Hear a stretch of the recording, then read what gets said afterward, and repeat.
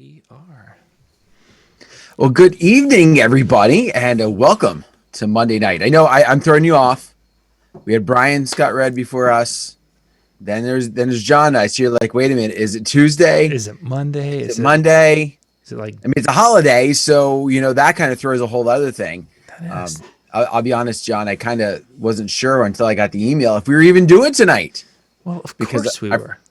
Well, there's been past times on Labor Day because it's the last hurrah That's true. with That's the families that sometimes we don't. But And after this particular weekend, so we started a project, and I'm going to call it a somewhat family project because it's been Lori and I and the two youngest boys. The rest of the kids have got jobs and sports and whatever. So we decided to kind of do some roof repair this past weekend because we've had we've got a leak in the in one of the bathrooms. So it's like, well, it's something we should dig into because it seemed to be intermittent, and we figured, well, it's got to be something. If it rains hard enough, you've got that, it must be what's causing it. Turns out it wasn't that. There was just a lot more water damage than I had expected. Oh, it's been. So here we are in day. Today was Friday, Saturday, Sunday. Lori and I and the two little boys spent 10-hour days up on the roof working on it. And today we got it back reassembled, and we got it basically watertight just before it started raining. It's not done, but it's watertight. But that's the important part. It is. Watertight It is. But important. having that family time or that doing that for the last 3 days, my kids are like, yeah, I'm done. We're gonna go play video games, Dad. We're done with you. Go. Now, were they actually on the roof, or did you make them get in the attic? No. We don't have an attic because it's all. So they were up on the roof. They were helping. We have a steel shingle is what we have on that, which is their screw applied, very similar to steel siding.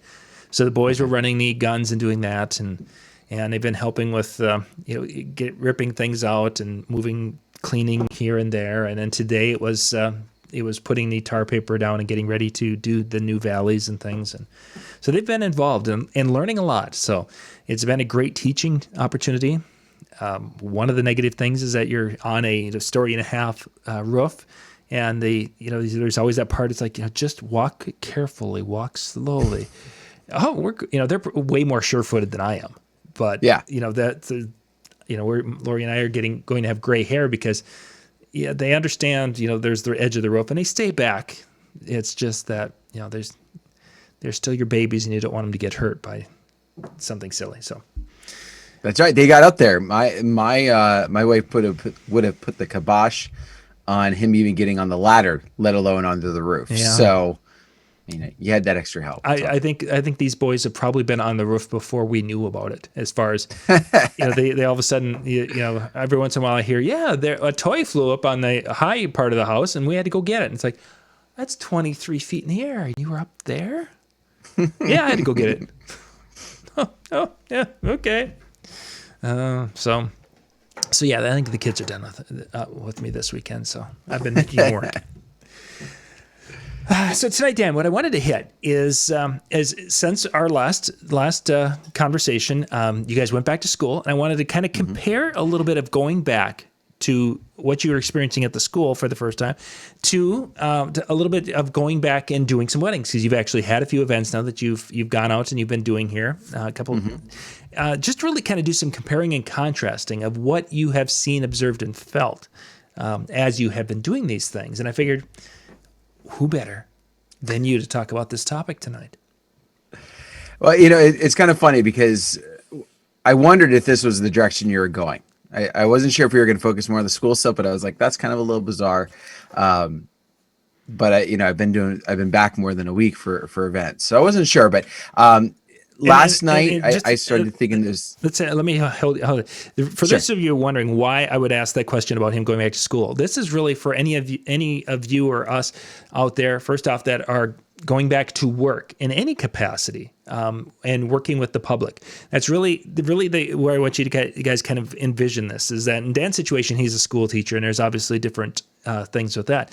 But for some who haven't been back to their daytime job yet, or are going to need to get back to that. And that's where they get hearing Dan's thought process as we go through. That's why tonight's topic pertains not only to the event side, but the other side also.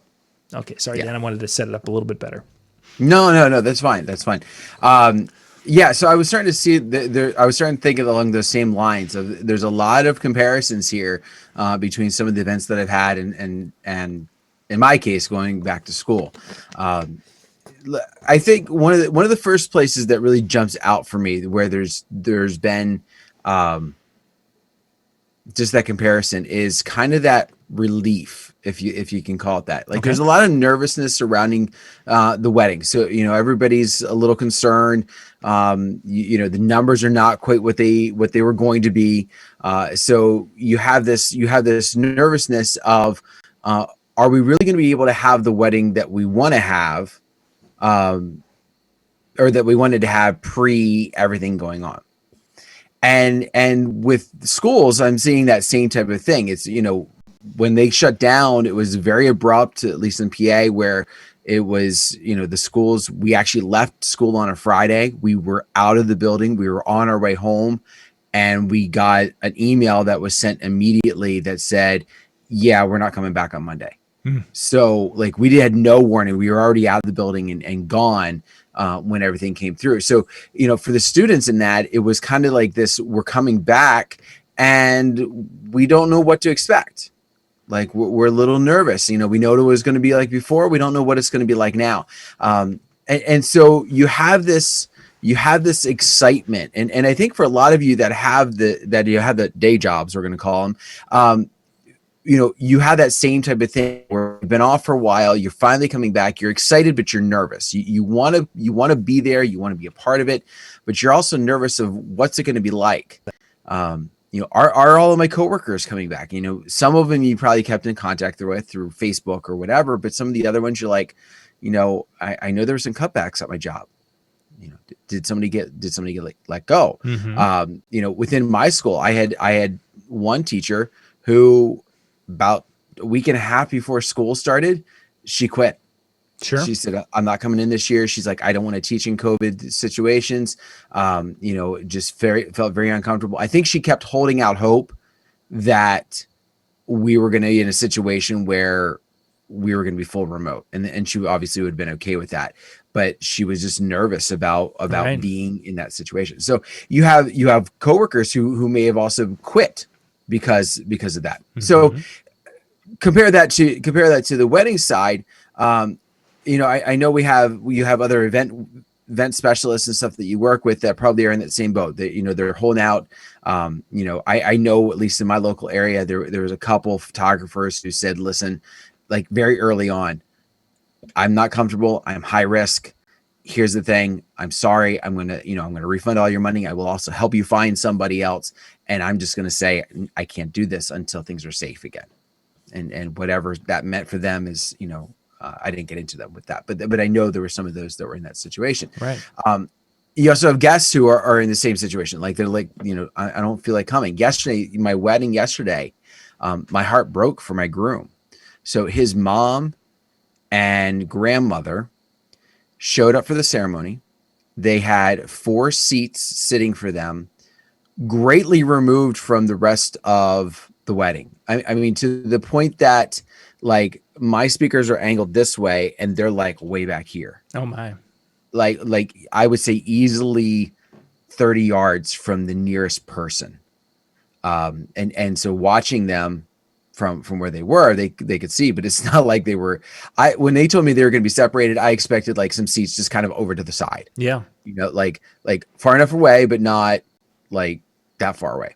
And that was not the case. Like they were completely removed. And then on top of that, as soon as the wedding ceremony was over, they left. They didn't stay for pictures. They didn't stay for a dinner. They didn't see the first dance. They saw nothing. The ceremony ended. They got in their car and they left. So my groom did not have his dance with his mom, and has to unfortunately think about that, down the road. Did he know going into it that that's how that was going to play out? Going into the day, yes, but that change happened 2 weeks ago, 3 weeks ago. Yeah, and not that we're faulting anybody in this situation. This is No. just the reality of the moment in Yeah. history. I think it was one of those things where there were some question marks associated with it, but I think there was hope that they weren't going to feel as uneasy about it, which I thought it was interesting because when it came about, like it was in my viewpoint somewhat late, just to kind of have that feeling. So there was that, and then there was others who were very clearly like staying back, and I see that at the schools. We have students who are very cautious for good reason. Mm-hmm. For good reason. I know of some area schools who have had positive cases reported just over the weekend. So it's one of those things where it's definitely still here.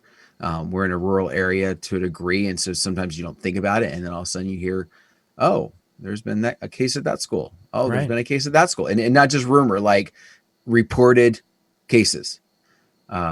So you have that same situation. You come into the weddings, and there's always that concern. So that's one of the big areas that I would see connections to start with.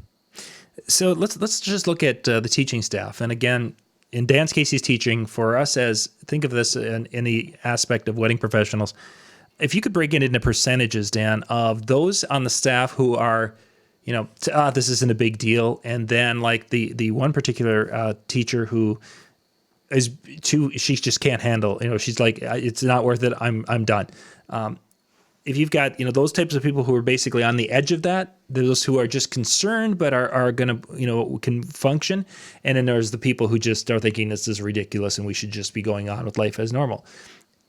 Where do you think your adults in the school district there, where they would fall percentage wise? Oh, percentage wise, I would say the case like the first teacher where they're extremely concerned. I would say definitely a small percentage. I would say 5% and under. Now, and let me phrase that from the gatherings that I felt, Right. Yeah.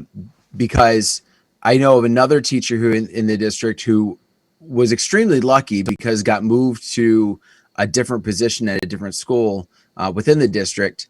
That school had a couple teachers go full remote, and they offered her that option to do so. Now, I also know that she's not high risk, but like a family member or a spouse or something like that is high risk. And so like she was very concerned. And I think had we not had that position and that opportunity not open for her, I wonder if she would have been back. And she's also one that is only a few years from retirement. So it's that's another scary thing is we have some of these people who are flat out quitting. Now, I know some jobs in some districts also, when we're talking about schools, have opened it up as an opportunity of, listen, we'll hold your position for you. You take a year. We understand it's not paid, but you take a year or a year sabbatical if you have the days built up. And then when you come back, there's a job waiting for you and we'll have long-term sub, whatever. I know there's some districts that are doing some things like that, which I think is awesome because if there's somebody at risk, like it's scary. Yeah. It's just downright scary. Because the last thing you want to do is I got to have this job and I'm taking it home to somebody. And if something happens, it's like, that's just, even though you weren't, you're doing everything you're supposed to, but unfortunately things happen. Yeah. And then to kind of split it, you were asking percentages and I got sidetracked there. Yeah. So the ones in the middle, I would say that was probably where majority of our staff is. Like, we're going to be cautious, but there's also like overboard. So to put it in perspective, in PA, there was a mandate that it didn't matter if you were 6 feet apart. If you are in the building, you are supposed to be wearing a mask. Like, that is mandated for us. And there's an option to do shields and that kind of thing. But you're supposed to be wearing something, face covering of some sort. It went so far that we were on in-service days and we were told that it applied to us as well, to the teachers, and that the only way that we could take our mask off is if we were in a room by ourselves with the door shut. And when it went to that extent, I kind of went, okay, now like I get we have to be distant. Okay. But if I'm in my room and my door's open, like, is so there was a lot that were kind of like that. I would say there's very few that within my building, they're just kind of like, this is just completely ridiculous. Mm-hmm. Like, let's just be completely normal.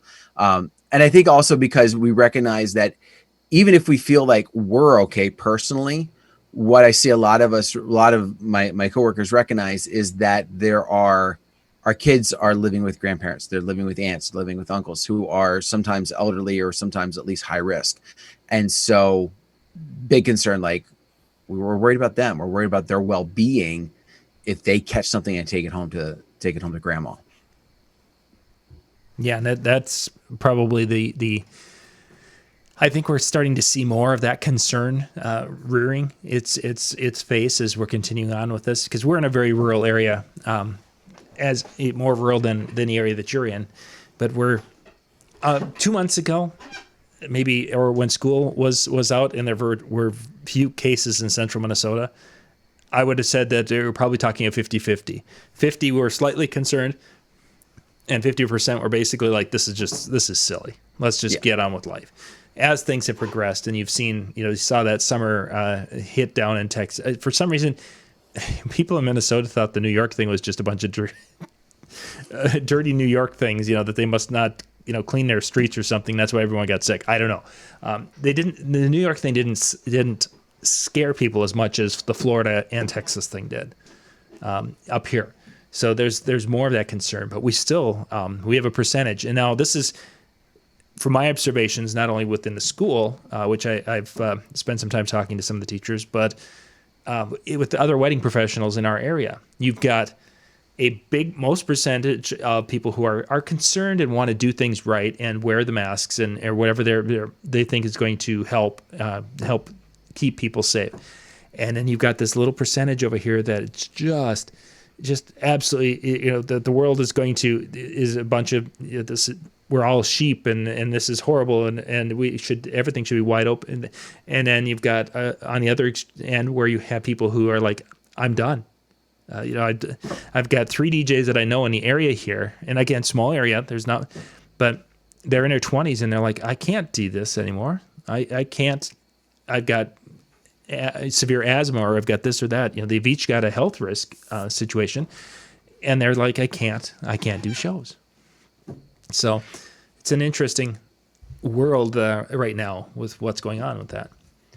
I would also say, from what I've noticed, it's interesting who takes it the most serious at the event. Okay. From that standpoint. So, going in, to these events the past few times, in the beginning, and we talked about this, I think, in a previous show where, I would have a few guests that would come in with masks. My very first wedding, I don't think anybody really came in with any at all. Then my next one, people came in, they sat down for the ceremony, they took them off, and then they ended up never putting them on again. Mm-hmm. And then yesterday, again, the only people that were wearing masks of any kind, outside of like the mother and grandmother and stuff that were concerned and sitting off to the side, and no, granted, they weren't wearing it during the ceremony, but I watched them wear one as they came in, was the staff. But who seems to take it, and when we talk about the staff, who seems to take it the most serious is, it seems to be the owners too. Like, the employees are not quite buying into it the same. Mm-hmm. Masks are often like down around chins or, different things. And then, oh yeah, I got to put it back up. And yet the ones and the owners who are like busting their tail just as much and sweat dripping down their face. And they're the ones who are like, no, we're doing everything we need to do, and we're keeping ourselves 100% on board. And again, maybe because they have a little bit more to lose, so that's the deal. But I did find it interesting how, like, just watching interactions between a caterer, for example, who's the one that's jumping in full force with the following the mask idea, and who's just kind of like going along because it's a job. Mm-hmm. Have you seen at your events any shaming, left or right, where people were, such as the mother who they were way in the back, that the other guests were like, well, that's just stupid. That kind of a situation where they non-mask were choosing to make make not light, but to condemn the actions of like the mother and a grandmother who didn't participate.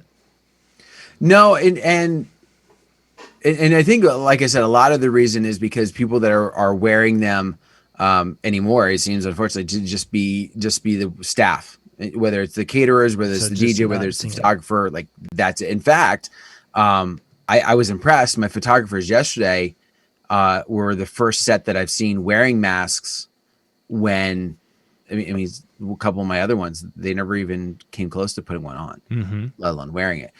So kind of a little bit difference there. But no, there wasn't any shaming. And I think because a lot of people understood why they were, like that grandmother was at risk, was a concern and stuff like that. But it was a little interesting. Like they're sitting very far removed. The guests get dismissed from the ceremony, and rather than going the direction they were supposed to, like they started following the wedding party. So they started going basically right by mom and grandma. And like, I saw one guy go like running over to like give her this big hug, and someone else yells, "You can't do that." And it was just like, you're not supposed to go. And so I kind of turned away at the moment to see if he actually got to them. But I mean, he was, he could have reached out and touched him by the time somebody caught his attention. And it was funny because like even she didn't say like, "Listen, stay back." It was just kind of like, and maybe she didn't even catch it until it was too late, or until all of a sudden he was like right there, because it was literally like he was just like, "I haven't seen you forever." Oh yeah. So yeah, no, I haven't really seen a lot of shaming going on. I think it might be a little bit different, or you potentially could see some difference within the if the guests were wearing it. I think they come to understanding that the people who are working are going to wear one. I will say though, there could be some subtlety in that shaming. For example, I talked about the one where they wore them. They came in for the ceremony. Not everybody did, but a solid handful of them did.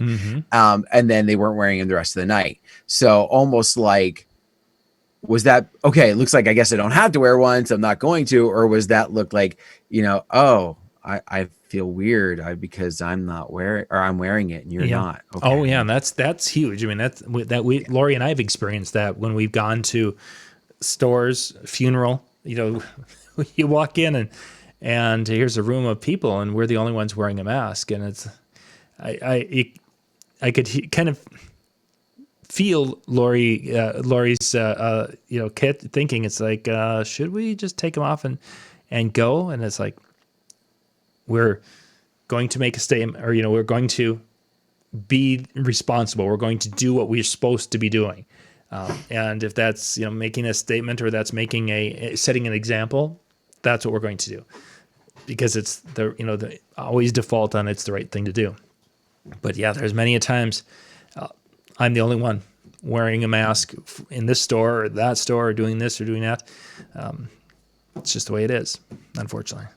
I also find it interesting. It depends upon the setting that I'm in, how I personally feel about it. That's where I wanted to go into that now. It's more your personal feelings about how these events and how you're going there. Yeah. So tying it back to the school setting and tying it to work, like that's not an option. Like it's required. Like we're not even, like if we were to walk in the building without a mask, we would get like shamed like big time by our boss. So that's, a moot point. But when I go to a store, it irks me to no end to watch people that don't wear their masks, don't wear it properly, or and this was sometime over the summer. I saw one guy walk in and he looked like he had like a crocheted doily, like what I mean, like with like the big gaps in it, and like that was his mask. And I'm like, dude, come on, like just what the heck. Yeah. And so like when I go into certain settings and I see that, it just irks me to no end. But then I go to my church, and it's kind of funny. Like I walk into my church and I'm one of the handful that is wearing one. And where and I'm like, I feel almost weird. But anymore, I've gotten to the point where I'm just like, I've been doing it consistently, and I'm just like, I walk in and I'm like, there's enough old people here. I could have picked something up. I don't need to potentially spread it. especially because I'm around people. So I do my thing, and I came in, and when I bring my son like one of my sons with me, same deal. You're wearing your mask, dude. Come on, let's go. And it's cool, but it is again a slightly different type of feel. Now going into the event, it's also kind of like what's going on as far as when I'm wearing it or not. So yesterday when I was setting up, not really many people around. Everybody's just kind of doing their own thing, setting up. I didn't wear my mask. It was a big open barn situation. And so it was just one of those things where I didn't grab my mask. And so I just started setting up. And then all of a sudden I was like, oh, I'm not wearing it. Shoot. And so then by the time I got to do some other setups, I made sure I grabbed it. Mm-hmm. I also have a difficulty with, I'm not going to be on my microphone with my mask over my face. Like I in my head, the MC ability, I'm not doing that. So I'm on and off. I finally found a mask that fits my big head that I felt comfortable last night. So I was like on and off, but it was quick. Like it was off in my pocket of my suit. I take it out, I put it back on. It's not as stylish as a Rob Freire or a Mike Walter one, but it's sharp and it's fit. It actually matched my suit. I was like, all right, this is good. So from that standpoint, I've become more comfortable because at events because the mask that I'm doing, and because as I'm doing more, I just realize I just need to do it. Mm-hmm. So how was your that feeling the very first time you were in the room full of with children or the students there, or the very first time you had people dancing right in front of you within a range which they could be? How did that uneasiness, was that there for you? So with the students, not so much. They're masked, and I know masks are not perfect. We're not going the whole route with that, Mm-hmm. but I don't feel as much because I'm also they're close, but it's a little bit different. The dancing a little bit more, but I've also noticed that, with the exception of my very first one, my guests haven't been right up on top of me. Mm. The venues that have been big. Like, the last night's was a big barn. So like think of the big tractor bays, like that's the dance floor. Okay. So huge amount of space to move about. The tent one we had a little while ago, I was set up, there was grass, and then there was the dance floor. So they were away. But where I felt uneasy is when they've come up and they're asking for requests. I haven't set up the safe request. I haven't set up Brandon's request system, which I think is completely awesome. And I think you should drop the link because people should be using stuff like this. I just unfortunately haven't set something up like that yet. But using that type of thing. So when they're coming up to talk to me, I do get a little uneasy. Sometimes more because they're drunk than anything else. But like, you're not taking the precautions. You're not from nearby. Like, I don't know you. Mm-hmm. I don't know where you're hanging out. I don't know what you do when you're not here. Like, are you feel comfortable without a mask because you know everybody and you're around these people normally, or you just never wear a mask? So it's there is some uneasiness, but I haven't felt terrified. I think because I'm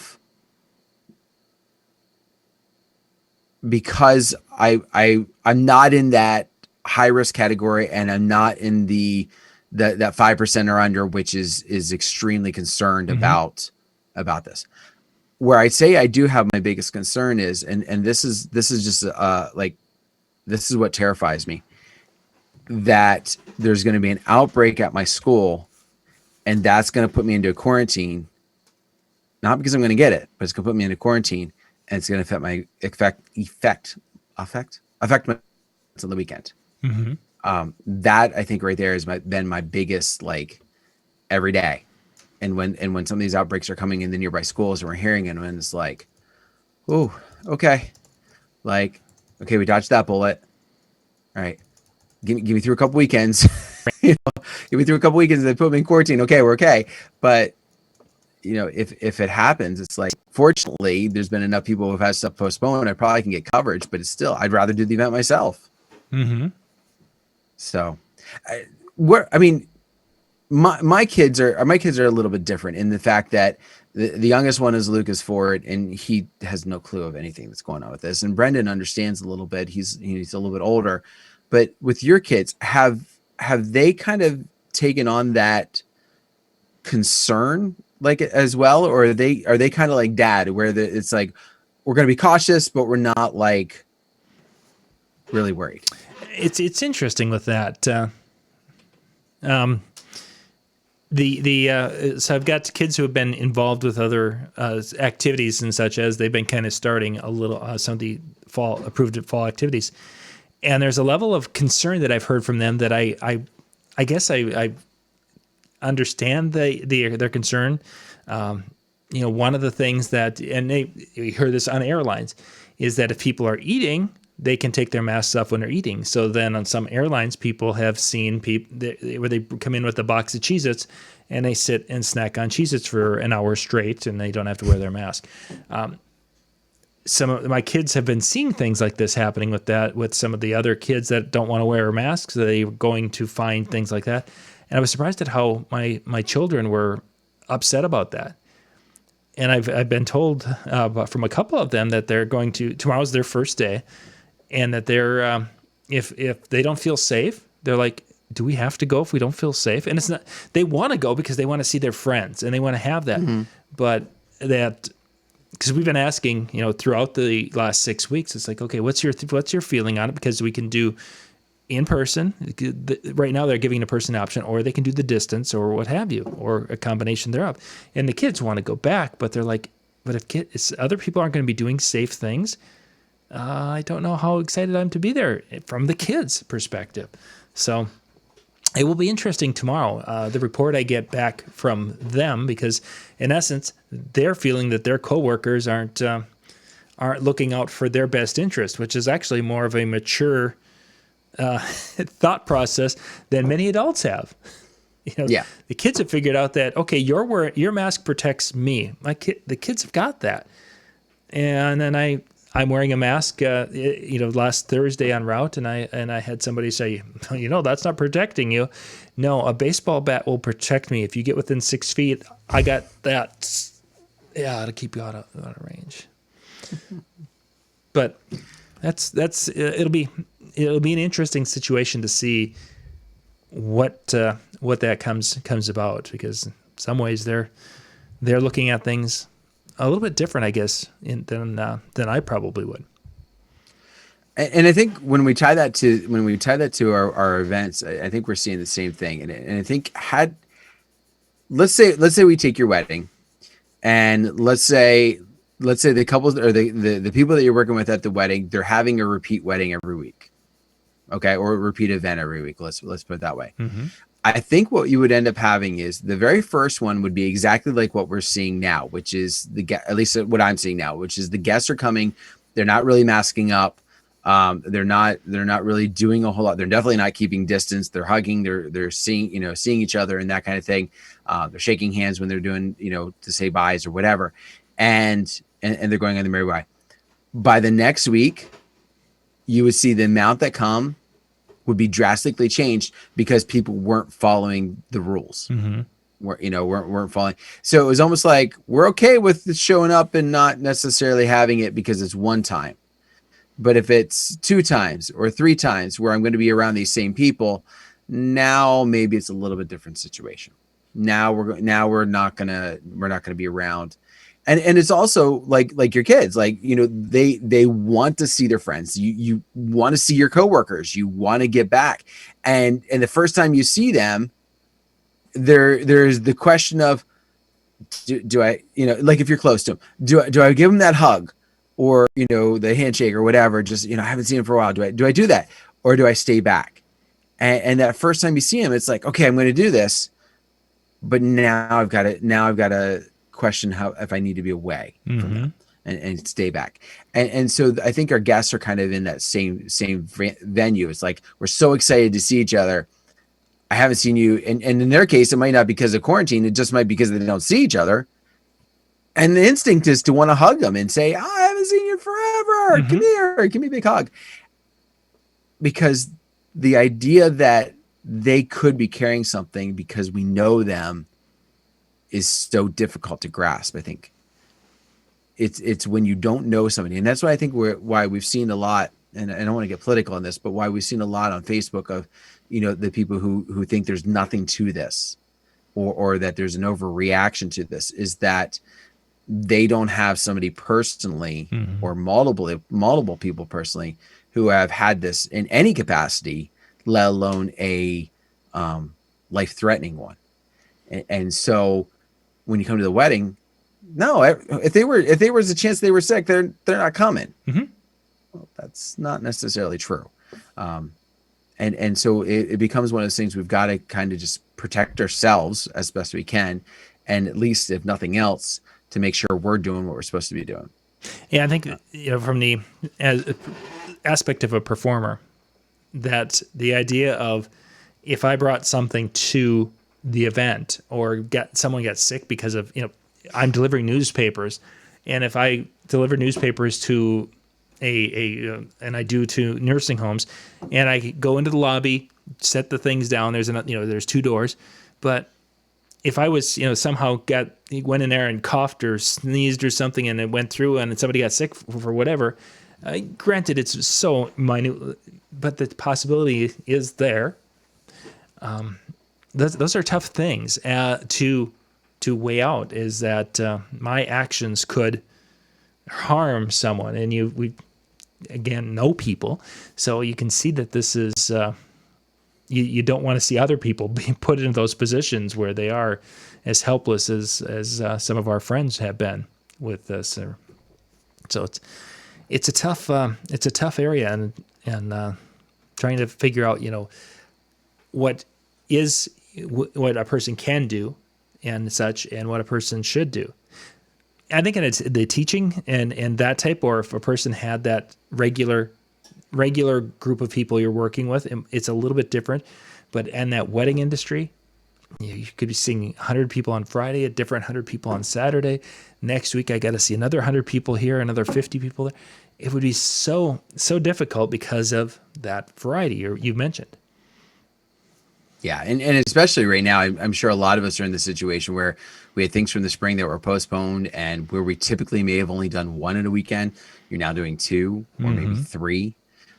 So you're definitely around a larger group. I also, another observation, not necessarily tied together, but an observation from my event yesterday. So I picked up the windscreens, the protective screens for over the microphone. My best man, my matron of honor, and the person doing the blessing all came up to the microphone stand. Nobody touched it. It was like I didn't set it perfectly on height, but nobody touched the mic. It was like perfect. I was like, this is great. I put the initial windscreen on. I gave I had the best man go first, I had the matron go second, then the blessing. I gave the next one to the matron. I said, when you get out there, because also where I was set up was way too far away for me to try and run in between. Yep. So I said, listen, you're just going to pop the other one off. You're going to put this one on, do your speech. Gave one to the blessing. Nobody touched it. They didn't put the windscreen on. They didn't touch it. They didn't do anything. Like, it was like, forget it. Nope. Mm-hmm. And I told him beforehand, because when I gave it to the matron of honor, she's like, what? And I said, you just put it on over top. And I had my microphone. I said, it's just like this. You just put it on over top. And she goes, okay. She's like, don't get mad at me if I forget. And I took that to mean she wasn't going to do it. She wasn't going to do it. No. And I basically went, here's the thing. I did what I was supposed to do. Beyond that, your call. And she just goes, gotcha. And it is. It's CYA type of thing. You're doing the best possible thing that you can do. You're covering your butt as much as you can. And so, unfortunately, you've got to be aware of those types of things. And I think that's also, the tie behind it, because you do everything you can so that it doesn't cost you your business through negligence. Mm-hmm. And even the perception, because you're going to have people out there, as Howie mentioned, and I mentioned earlier, and Howie kind of agreed with the, doing the right thing. And I guess I'd rather be known as the business that is doing the right thing, following the guidelines or the code that's out there or the mandates or whatever is out there. Because there are people in that crowd who are going to be like, it's uncomfortable. It's not as much whatever, but they were doing the right thing, as opposed to there are people locally who will not shop in our local stores because they know they go into that store and none of the employees are wearing a mask, even though it's a mandate in Minnesota. I ran into a gentleman. I was going into the store. He was coming out of the store, and he's like, I can't shop in there. And well, what? I thought maybe there was a problem or something, electricity's out or whatever. And he said, there's nobody wearing a mask. And he goes, I'm not going to be in a store where all the employees and none of the other customers are wearing a mask. It's like, yeah, there are folks who are paying attention. And I would rather be known as that person than the one who's like, hey, any rule, we'll bend it, we'll break it, whatever. But you know what? Even if your guests aren't paying attention, which they are, okay, don't be an idiot on that. They're paying attention. But even if your guests aren't, you know who is? Your venues, your caterers, your photographers, like the people that you're working day in and day out with at these events. And if it's your first experience with them, especially given the scenarios that we're in right now, it's going to go light years better if you conduct yourself professionally and then you do something professional. Mm-hmm. And that's the thing that I thought of last night. When I got finished, like I'm on this venue's referred list, mm-hmm. like to the point that when I get a request or when I get like an email that comes in and says you got a request and here's the place and it says vendor referral, I know it came from them. I know it wasn't the photographer or somebody else. I know it came from them. And so last night, knowing like when I finished, I'm wearing my mask, I'm tearing down in my mask and it was dripping wet, but they knew that I was doing what I was supposed to do. And they were tearing down, like they were putting all the tables away, wearing masks. Mm-hmm. That's right. And so, I knew that their opinion of me was not lessened because I took a shortcut. Mm-hmm. Exactly. So, yeah. Freddie made the statement. It's important to show people you care, and I think that's fits right in with what you're saying. Freddie won't hear this for another 22 seconds, but that hits that nail on the head. Is that you respect them, you care enough to put yourself in an uncomfortable. It's not the most comfortable doing things with that. I get that, but it's an important thing I think we need to do right now, if for no other reason, just for that respect of the businesses. And everybody, we're all, I shouldn't say everybody, all the states that I'm aware of, it's become a situation where the expectation is that you're wearing it. Yeah, it's been very, very, and so kind of one of those, if it's the rule, just follow it. Freddie asked if we've heard any other beyond Maine and I would assume Indiana, but he typed India. If there were any weddings where people have spread at weddings. There's been a couple in Minnesota. There's at least 3 in Iowa that have had guests getting sick from transmission at weddings. It's out there. Those are going to be happening. The cool thing about a lot of the weddings, though, is Dan, how many you've done 4 now? 5. 5. How many of them were in an airy situation? Whether under a tent, it's all except for one, because in PA now it has to be. Yeah, and I think that we're not hearing many of them because we still are in the summer/fall where we can be under a tent, we can be in a pavilion. I think we hit into the cold weather months here in the upper Midwest, and either you're not going to see any events, or we're going to start to hear more, just because it seems indoor is a stronger spreading situation. So. Yeah, PA went to 25 max if it's indoor, 250 max if it's outdoor. Yeah. Now, there's been and this is where it gets a little crazy and gray area, where I'm going to be running into that very soon. Some of the barns that are classifying themselves outdoors because they can open enough doors and windows and sides but technically, in my viewpoint, we're still inside. So Yeah, and if it's cooler weather outside, you're not going to have everything wide open. yeah, I don't know how that one works. Because So. I mean, if you're going to get this weather mass that we have, we're talking possibly freezing temperatures tonight and tomorrow night. As I say, it's already snowing there, isn't it? I mean, we're in Probably. September. I'm surprised you guys don't have 3 feet by now. Yeah. Poor Ben Stowe may be making ice cream in his front yard tomorrow night for the show. It could be great. Could be good TV. Ben, what are you doing? I'm out chipping some ice off my car so we can make some ice cream. It'll be great. Oh. Well, excellent.